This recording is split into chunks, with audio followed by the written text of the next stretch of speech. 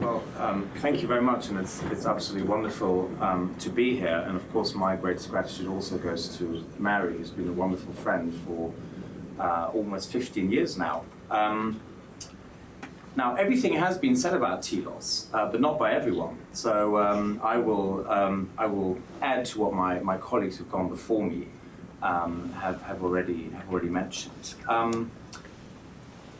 I think it's very much the case that Telos isn't about a rereading of history or simply an application of theory to some contemporary phenomena. It's much more than that. And in fact, I would go as far as saying that it's been on the right side of history, just as the liberals tell us that we've all been on the wrong side of history, those of us who don't buy into the liberal story. Because where we are today is in an age of identity politics. And where does that come from? That comes from the new left and the new right. Because what the new left did, certainly the second generation, of which Telos isn't really a part, is it took socialism in a very doctrinaire direction. And that made socialism either sort of rationalist and scientific, or culturally liberationist, but either way, totally abstract and soulless. Because that sort of new left always preferred progress to tradition, identity to class, and free choice to inheritance or common purpose. Now, what that really means in the end is that that new left is not radical at all. It becomes utterly conformist. It becomes pro-capitalism, pro-liberalism, pro-secularism. It becomes all the things that I think are dissolving in front of our eyes. But the new right, which in some sense is the opposite new left, but also its mirror image, is really no better. Because much of the new right essentially combines a libertarian economics with a sort of corporate capture of the state. Which means what? Which means that the new right ends up aligning conservatism with borderless capitalism, with the fundamentalist faith, and with individual freedom devoid of any mutual obligation.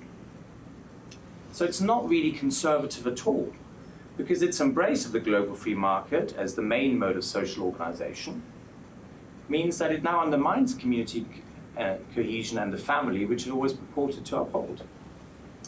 So neither the new left nor the new right can really address where we are today. We are in an age of anger, an age of profound economic and cultural insecurity. And I would say that Telos is so interesting because it's always stepped outside of these new left and new right paradigms.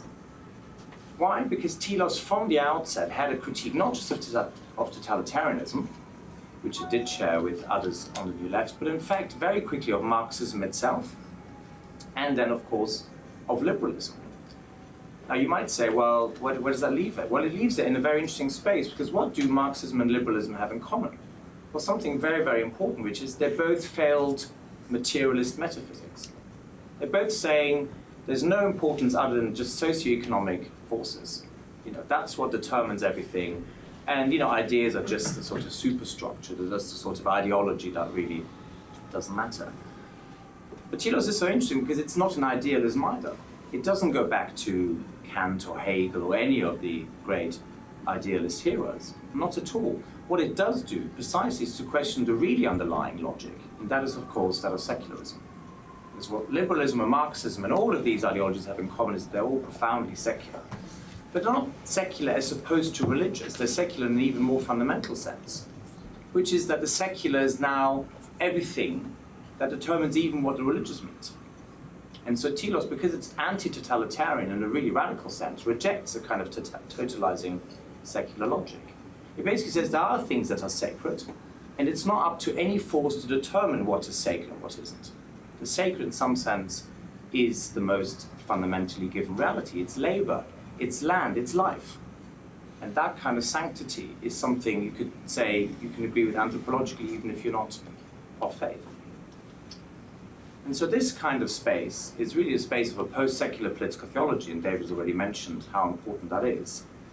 And if you think of all the themes running through Telos, culture, tradition, federal populism, right? All the elites and the new classes and so on and so forth. This is not just stuff that was relevant 20 or 30 years ago, it's now. And it's, I would say, in the years to come. So in conclusion, it's really because Telos creates a space where you don't buy into all the conventional categories of left and right and state and market and individual and collective and all the binaries that have really dissolved. And also doesn't accept new binaries like elite versus people, or globalism versus nationalism or nativism. You know, it rejects all the binary logics because it always understands that this is a reductive account of reality. And so this space is really one where, you know, really interesting traditions can come into conversation and engagement with one another. Paleoconservatism, ethical socialism, they're the real interesting traditions, and Telos provides a space for their engagement. And that's why I think it will matter not just today on this wonderful anniversary, but also for many years and decades to come. Thank you very much.